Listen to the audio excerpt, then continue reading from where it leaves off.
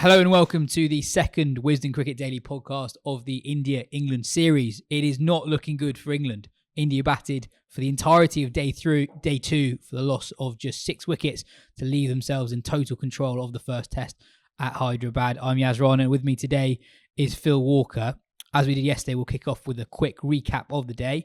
So Joe Root started the day making a mockery of the call not to bowl him at all on day one. He dismissed Jaiswal with the 4th ball of the day and nearly had Rahul 2 balls later. Ben Foakes, the usually immaculate Ben Foakes, spilling a chance behind the stumps that wasn't quite regulation, but one you definitely expect him to take. Gill looked scratchy and eventually chipped a half volley from Tom Hartley to mid-wicket. Hartley bowled with more control on day 2 than he did on day 1, but I guess it's all relative. India were able to score reasonably freely throughout the day. England found a bit of joy after lunch. Shreyas Iyer, who got through a hostile Mark Wood spell unscathed, holed out off Rana Ahmed. Rahul fell in similar fashion for 89 off Hartley just before tea, and Phil, the final session was more of the same, really. 112 runs made in 28 overs. More overs left, of course, in the ether, never to be bowled. Considering you only had 13 overs from the quick, that's quite impressive by England, really, although you can understand they might have been wilting out there somewhat. But yeah, it was remorseless, relentless, and entirely inevitable. I think England were trying to dupe themselves into thinking that 250 or 246 was an okay score. It took about 10 minutes on day 1 for that idea to be disabused. They were still telling themselves overnight that 116 for 1 or whatever India were, not a bad position for England to be in. And they would have had some kind of shaky optimism that if they could have held them to 300, then you're in the game. Of course you are. Now they're not, and they're staring down the barrel of a series defeat. Innings defeat. Innings defeat. God, man, that was a Freudian right off the bat. I guess England would say that they had their moments today. There was a LBW call, given not out to Jadeja earlier in the 3rd session, but obviously England burnt their reviews in the first 13 overs yesterday. There was that drop catch from Ben Foakes when Rahul was on naught. There was one where Gill skied it and Stokes lost sight of the ball. But I also feel that simultaneously, I think England did okay to get to 246, but at the same time, I think India will feel they probably left runs out there and they're on track to 500. The disparity in the quality of spin bowling attacks is not only vast, but I think as vast as I've seen it in any series involving England, at least. The point you make that everybody got in is that's always a telltale sign. You know, the lowest score is 23. So Gill made 23, Rohit made 24. Both of them got out slightly laissez-faire style. Obviously, Ravi Ashwin was run out for 1, but everyone else got in properly. And yeah, if you're being absolutely brutal, they should be more remorseless, right? And should be chasing down 600, really, with the dominance that they've demonstrated, really. And for nobody to have made more than 80-odd on another day, that becomes a monster score. And with two days gone, and a pitch that started dry, it actually played a bit better today than I thought on day 1. Perhaps there was a slightly more pace in the pitch on day 1, and so it skids a bit more as well as turns. But of course, it depends who's holding the ball in the first place. And when Root came on, it blew out the water. This notion that England's frontline spinners can be backed up by Root. It's the other way around. I mean, do you think he is England's most threatening bowler? Because he definitely was today. I think he's the most skillful English spin bowler out there, with possibly the exception of Dawson, who's had a great test match. Non-appearance here is regrettable. Depending on what you believe or what you've heard, he demurred. I think there was an element of pragmatism around that whole decision not to take him. But looking at it now and seeing 2 young greenhorns, nothing should be expected of them over and above being a useful support option to the main attack. If you take all of these players together, I think Root is the most talented out there. I really do. I think he bowls a natural pace for these kinds of pitches. He has a marvellous sort of swinging arm ball that on another day would have cleaned up Jadeja. He had him in trouble. He managed to squeeze down on an LB decision that went England's way in the evening session. So twice that happened across the day to Jadeja. Root offers something, a constant threat.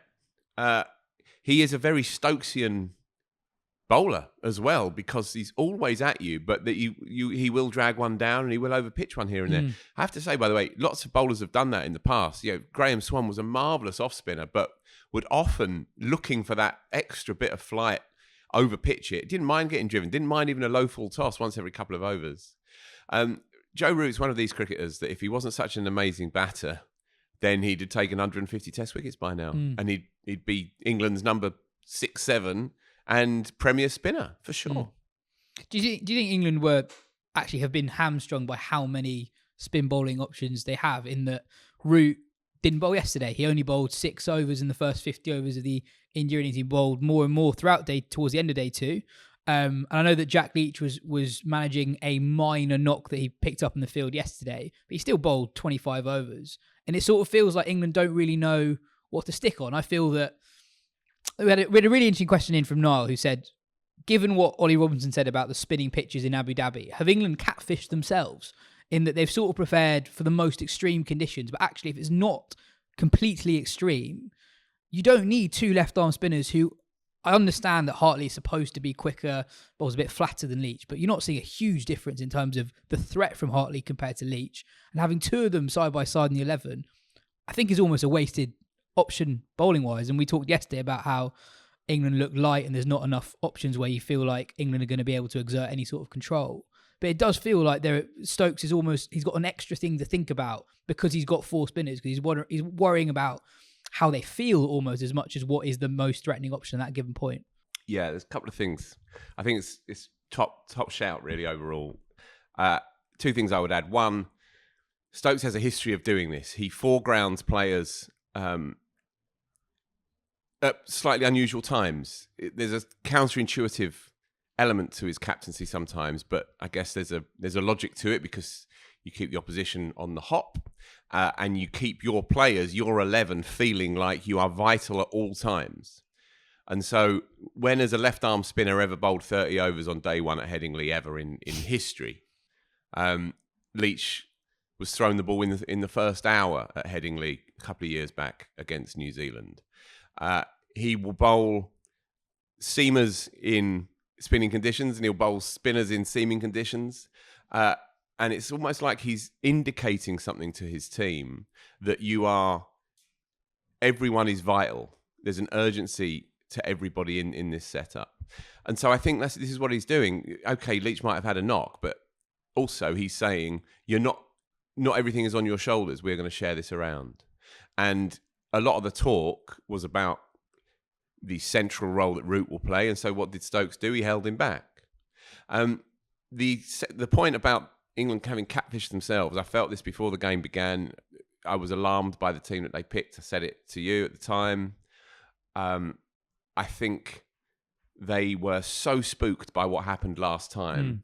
But I think if they'd paused and thought about it a little bit more unemotionally, more dispassionately, then they would have recognised, right, we've got 2 of the top 10 seamers in the world officially in the rankings in our setup.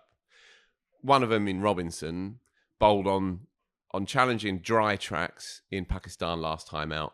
He bowled a very, very useful containing spell at Lords against Australia, again on a slightly oddish, slightly up and down, cracked pitch at Lords, and he bowled 13 overs off the reel against Australia, only going at 2 and over. And he offered that control against Pakistan. Anderson, of course, you know what you're going to get. Now, they might not blow teams away, and so in that respect, Stokes is looking for players who can go bang, bang, bang. But clearly what we've seen today, India are so relentlessly good against the turning ball, and you've got 2 kids in there, both of whom inevitably have gone at 5 and over. How could they not go at 5 and over against that top 6, top 7, top 8, top 9 with Axar at 9? And so I think they've duped themselves. I do a little bit. I think they've gone away from... I can understand thinking outside the box, but you have to think within the tram lines up to a point, especially when you're playing a team as good as India. And I think like they have overthought themselves a little bit on this. and they've asked something well beyond what's reasonable bounds for those two spinners. Well beyond, really. Yeah, and England can talk of what could have happened if the chances were taken that LBW was given. But at the same time, I look at it and I think Jack Leach has bowled fine by his standards. I don't think he's bowled exceptionally. Yet he's bowled 25 overs that have only gone for 54 runs. If England were able to exert a little bit more control, the test match looks very different. Because I think also what's lost in conversations around control is just the whole mindset as a batter completely changes. If you know there is going to be one drag down every over, right, you just don't look for risks. Yeah. And actually, I mean, that sounds a bit counterintuitive given how England picked up 5 of their wickets today, in that there were big shots gone wrong. But actually, I don't think India for a lot of the day really felt like they had to take undue risk. No, but exactly, but you don't, because you can milk it. But if you have an accurate wicket-to-wicket bowler, even if those conditions aren't ideal for them, then you still have to work at your game. We saw it. The Pakistan series is the absolute mold. Now, okay, Pakistan are not India or anywhere close, and their top 6 is nowhere. It's on a different planet. Plus, their surfaces are different. However, the role that Robinson played in that series is the role that he should have been playing for me in this Test match. You can't completely dismiss all of the old truisms of the Test match game.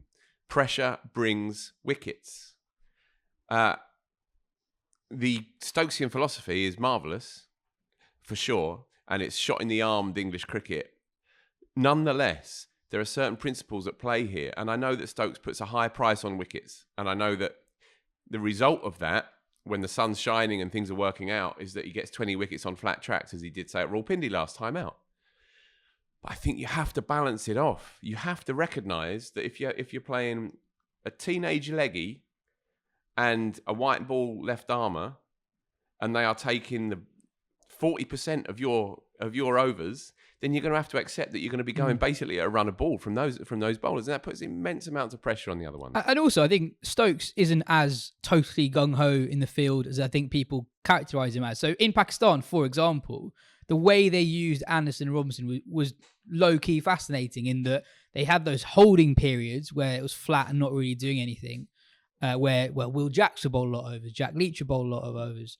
And then as soon as they thought it reversed, then they'd give the ball to the 2 bowlers they thought were their biggest weapons at that point. Right. And they were willing to go through holding patterns. And just this England team is just incapable of producing those holding patterns. Yeah, and I agree with you. And again, if you look back to the Ashes, it's simplistic to think that everything is gung-ho, that there is only one way of doing it. And in the field in particular, there are times when they sucked the life out of Australia and especially at Lords. Yeah, the bouncer. Yeah, the bouncer ploy. It looked like anti-cricket, and people were walking around going, "Whoa!" I thought they were meant to be these gung-ho swashbuckler types. We were worrying about the future of cricket. If this is it, right? Yeah, watch it but again. What happened is that Australia didn't really know quite where to go. Yeah, and they did play into their hands. England just about held themselves in that Test match, having played rope-a-dope cricket. They are victims of their own gung-ho optimism here, but one thing I would desperately want to not play out here is that these 2 spinners get any grief, okay? Because they are starting out. Now, you could argue, possibly, that England have to take a battering or 2 here to bring through some young spinners that they've identified, especially Bashir, who looks like a real purist of an off-spinner. And perhaps they have to take this series on the chin, because they're going to be playing a lot of Test cricket in India over the next 10, 15, 20 years. And they have to find some kind of formula eventually.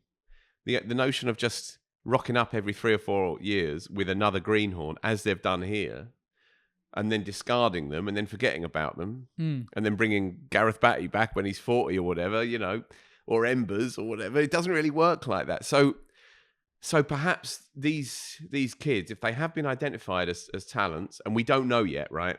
From what we've seen, we do not know, because there's so much more to find out about these cricketers.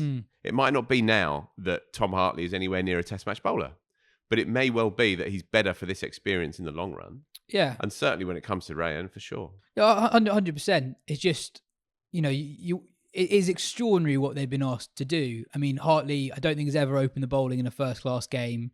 And here you go on your first day as a Test cricketer, you're doing it against the best lineup in the world against spin. And there was a really good piece on Cricinfo last year during the India-Australia series by Kartik Krishnaswamy that was basically about the flick for one to long on and through mid-wicket. And it basically outlines that the balls that you flick for one, they're not bad balls, but they're not good balls either. And if the opposition are flicking it for one a lot, that means you're not bowling many balls that are very good. You're bowling lots of balls that are just okay. But also against better players, that margin for error just gets smaller and smaller. And that target that Hartley and Rahul have against this India lineup is minuscule, because I thought Rahul, in particular, he finished, I think he got 87, 89 in the end. The way in which he was able to manipulate balls that looked sort of fine, definitely not bad balls, he did it with such ease that Hartley and Leach and Rahul and Root had such small margins for error, and a margin for error that I think, especially those younger guys, just wouldn't have encountered before in county cricket. In county cricket, it's not just pitches, it's the quality of batting as well. Batters aren't capable of of milking decent spin bowling for one in the same way they are Shakeel Rahul or Shreyas Iyer. So Tom Hartley has never bowled to a cricketer of the class of the top five. It's not like they have two good players and three stodgy players. You just take that top five, and then you've got Jadeja at 6, who's made 3 triple hundreds. And he's one of the great all-rounders, really. He's one of the great Test match all-rounders, certainly of the century. So it's a madness to think that he was going to rock up and be able to deliver bang on cue.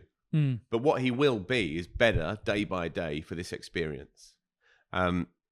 He didn't put much on it today, Tom Hartley, and I think his confidence would have been affected, obviously, by the assault that they plastered on him on day one anyway. But with time, you hope a little bit more purchase will naturally be put on the ball. It's like with anything, you have to believe in the mind that you deserve to be there in order for you to relax into your job, and for the hands to the fingers to be softer and supple and more relaxed, and then you just live a little in the moment when you drop the ball down.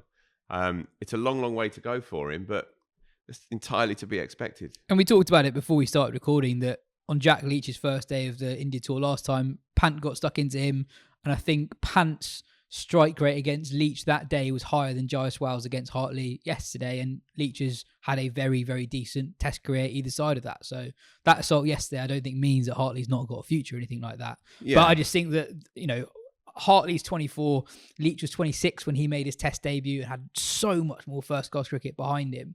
I just think what Hartley and Ahmed have been tasked to do on these sort of pitches that aren't the total dust bowls that I think England thought they would encounter is unreasonable. And you're looking at India, they're looking at how England are playing on this pitch and the bowling attack they've got. This is the perfect pitch to play against England, where there's enough turn in it that their champion spinners can work their magic, but England's more inexperienced attack really struggles. Can we just go back briefly to the point you were making about how a good player manipulates decent deliveries from spinners into gaps for one?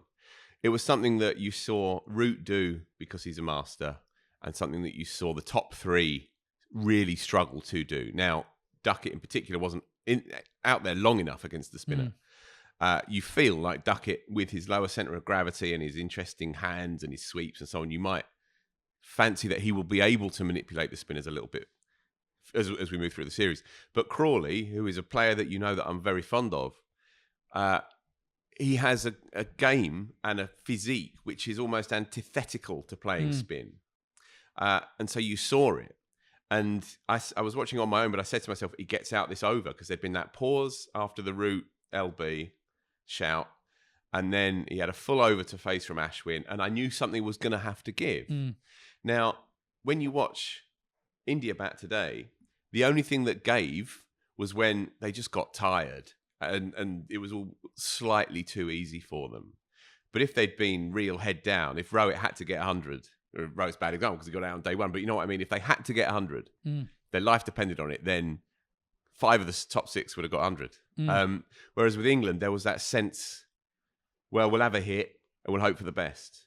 Root's 20-odd, 30-odd was the model, and Stokes' innings as well. There was a clarity to the way that they went about it. There was nothing There was no real sort of Harry-Carry element to it. Root's shot, nonetheless, against a ball that was nowhere near sweepable, and all the other sweeps he'd played on length. This one, for some reason, he played on line, and he came unstuck.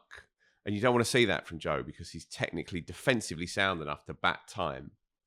I think they'll put up an okay show in the third innings, but I expect them to go down by an innings by 8-9 wickets, even if you're being vaguely optimistic about this one.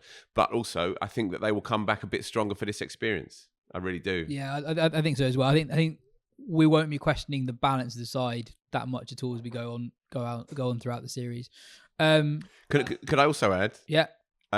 Keaton Jennings is still in India. Yeah. I think he's still in India. Yeah. I don't know if did you say this on the show yesterday? Was it mentioned? No, he didn't. Okay. Well, I would get him into this squad in a heartbeat. I'm not saying that Ollie Pope's position at 3 is under threat yet, but it was an alarmingly skittish innings. And if he doesn't get any second innings, then England might need to get ruthless. And Keaton Jennings is a really good player with the turning ball. He's made 100 in India before. He's made 100 in Sri Lanka as well, I think. Yeah. And he made a big 100 against the A team, against India A. So I think if England need to start thinking outside the box a little bit this early, then he absolutely should come into the make. 100%. That's it for part 1. In part 2, we'll talk a little bit more about England and then some more about India.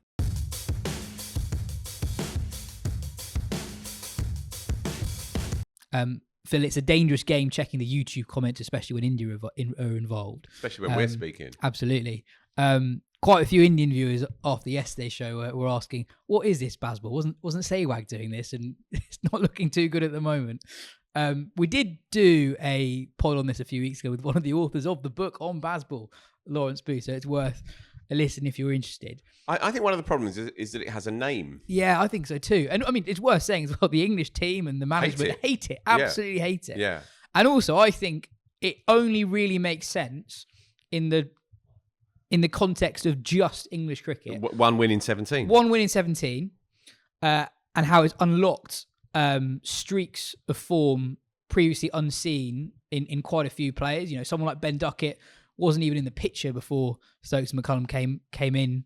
Crawley and Pope have done much better under Stokes and McCullum. Leach is bowled so much more confidence under Stokes and McCullum as well. But it's relative to what English cricket has been in the past. You know, English cricket is historically the most conservative.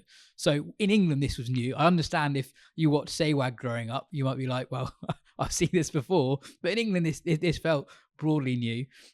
One more question on England, Phil. John asks, the SA20 finishes on the 10th of February, which is before the start of the third test match. Do you see any chance of Dawson and or Jacks being added to the squad before that third test match? I don't know, because you don't know the nature of the conversations that were had, especially between Key and Dawson. I think, as I said a few months ago, we were talking about this in the build-up, and we were both surprised not to see Dawson's name in the squad, even though we'd heard rumours that he might not be.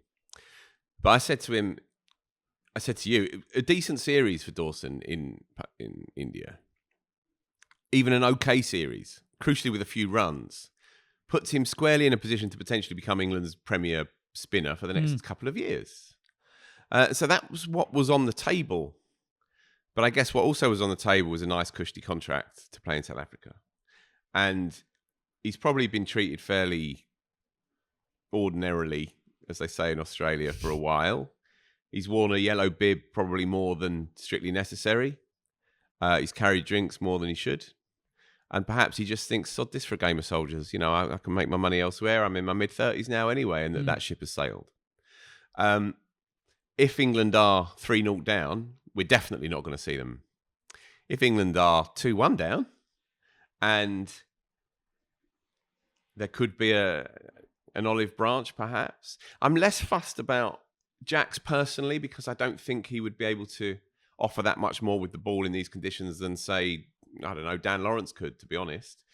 And so one middle order hitter who bowls occasional off breaks for another middle order stroke maker that bowls occasional off breaks, I don't think there's a massive difference there personally. But Dawson is a different proposition. And the fallacy, if they really did go on the physical data over and above numbers and the eye test, and if Dawson was persuadable to play, and they chose to demur on him, it's not a good look, is it? And it's not a good look, especially in the context of what we've seen over the last 48 hours. We were talking in the office earlier today about what is a Moneyball pick. Whenever there's a smart pick in any sport, everyone sort of instantly goes, that's a Moneyball pick. But actually, I think in the Moneyball film, the Moneyball element is actually just picking the guys who've got the best stats. And then there's that scene with Jonah Hill, and the old fart scouts go like, oh, isn't he too old? He's got a weird action or whatever. No, it's actually just go on raw numbers. Yeah. And I think England, I understand what they've done. There aren't that many spinners doing well in county cricket at the moment. But at the same time, Liam Dawson was by so far the best English spinner last summer. I think if they continue to ignore that, I think they've made a mistake already. The other comparison with him and Hartley is that they're both white ball cricketers. Dawson's not necessarily defined as a white ball cricketer, but his record in white ball cricket is good. England have recognised that. They've played him 30 odd times in ODI cricket. So if the notion that Hartley's white ball skills were going to be transferable over to the red ball, even though he barely played more than 20 games, then surely the same would apply to Dawson, only on a deeper level. Dawson having that record in red ball cricket. And so the more you look at it, the less it makes any kind of justifiable sense on a cricketing level. But it's not just necessarily on a cricketing level. Dawson would have been given agency to make his own decision.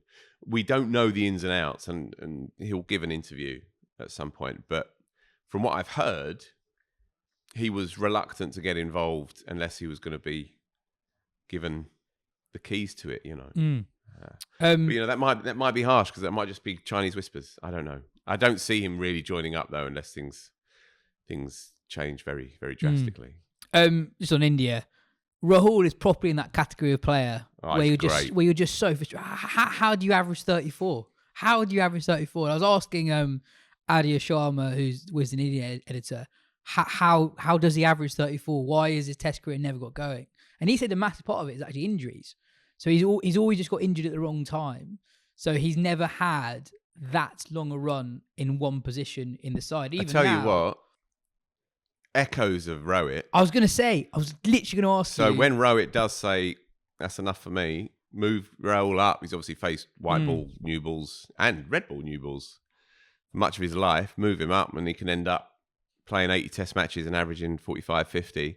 He's glorious to watch. The career trajectory could be very similar, because Rohit was about the age Rahul is now, when he properly got a run up top. And also, having seen the way Gill struggled again today against an England attack that were giving him opportunity to score, I think when Kohli comes back, that on current form looks like a pretty straight decision where Rahul just come in at 3 and Kohli slots in at 4. Yep. And then finally, Phil, Jadeja was also brilliant. He'll start tomorrow with a shot of getting his 4th Test 100. We telegraphed it before the series that the runs that Jadeja, Axar and Ashwin will potentially score will be crucial. I really like this innings because you saw different gears, and early on when he still had I think Rahul for company, he properly targeted England's left arm spinners. He was like, no, I'm not going to let you bowl it. And respected Root as well. Sat on Root, really. But then when he lost more top order support, he then just sort of batted comfortably, didn't take any risks. And he's a big reason why England are 150 runs behind this game and potentially staring at an innings defeat, as opposed to feeling like they've got a shot going into day 3. Yeah.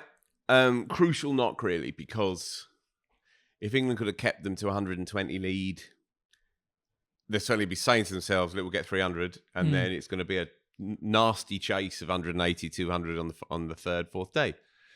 Now the game is out of sight, and it's on Jadeja, and we know how he goes against England. He loves it against England.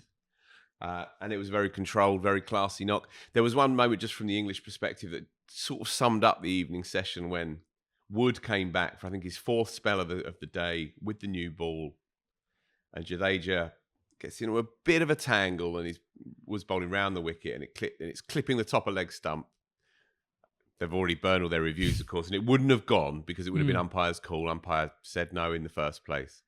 But it rebounds off off Jadeja's inside pad, loops past Ben Folkes, and then miserably sort of shuffles off down to the boundary for 4 leg byes with about half hour to go in the day. And that's when, from an English point of view, you just know we're done for here. Yeah. We're done for. But you need to recognise the hinge point in the game, and that's what he did. You know, he came out 5 down, or quickly 5 down, and then Ashwin went when he ran him out. That was a shocker on Jadeja's part. 500 test wickets between them, playing together, and still hadn't got the calling right. And Aksar again came out first ball, smashed it for 4 in the air, straight through the covers. Another day, perhaps it goes somewhere else. But again, technically class against the spinners. 35 not out, partnership of presumably 70 odd. We have just under 70. Averages 35 odd in first class cricket. Was one of India's most reliable batters on their last home series win against Australia. You know, he's an extraordinary player to have coming in at number 9. We asked in the preview show who's the bigger miss, Brook for England or Kohli for India. And again, don't come at me because Kohli's an all-timer. But they have so many other brilliant cricketers in the mix that while Kohli might play a landmark masterful knock, you're going to get runs from elsewhere throughout that lineup, top 9. Yeah.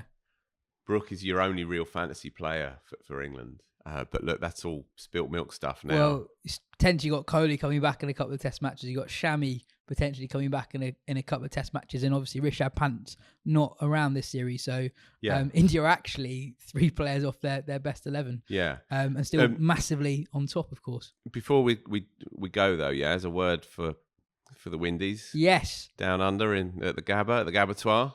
I mean, this is also heartbreaking. It is heartbreaking because at one point, if you haven't followed that game, West Indies were 64 for 5 in their first innings and valiantly got up to 311. And then they had Australia 24 for 4, Kemar Roach taking 3 new ball wickets. But then Khawaja, Carey, Cummins, etc. got them up to 289 for 9, where they declared 20 runs behind Australia. It's a day-night test match, so the theory being that final spell under lights could be quite uncomfortable. And there was only 8 overs possible at the end of play, and obviously Australia got a wicket. So West Indies are in the last over as well. In the last over. So Chandapal, on review, Chandapal was out to Hazelwood in the last over of the day. So West Indies are effectively 35 for 1. But they put up a hell of a fight. Ben got a great stat earlier. So in the last 15 years, this is only the 4th time Australia have conceded 2 first innings leads in a home summer. 10-11, 18-19 when they lost against India without Warner and Smith. 10-11 the South Africa series. So did England when England beat them. Oh, sorry, yeah. 18-19 when India won, but Australia didn't have Warner and Smith. And then 2021 when they lost the Border Gavaskar series. And this one, they conceded an innings lead against West Indies here and also in one of the test matches against Pakistan. So they're probably going to clean sweep the summer, but there are chinks in the Australian armoury. And Steve Smith still not got a run up top. And he dropped one at slip. Yeah, anyway, look, things to hold on to. You can't throw enough praise at the West Indians, really, considering everything that they're going through. And Kemar Roach as well. The ageless Kemar Roach took 3 for 30 odd in the afternoon session. Fabulous to see. And look, you never know. I was going to say, also, their middle order individually, but not collectively, they've stepped up in the 3 innings so far. There's been certain players that have got runs. Mackenzie's made a 50. Greaves made a 50. Hodge made a 50. Hodge got 71. De Silva made 79. Kevin Sinclair, 50. I'd be lying if I said I knew much about Hodge and Sinclair. But also, we've talked about it before, but people are sort of dismissing this summer coming up in England. But that bowling attack of Roach, Joseph, Seals, Holder, that's going to cause any batting lineup in the world, as they've shown here, some serious problems. Absolutely that. Well, anyway, that is all for today's show. We'll be back tomorrow for what might be the 3rd and final daily episode of the first Test match.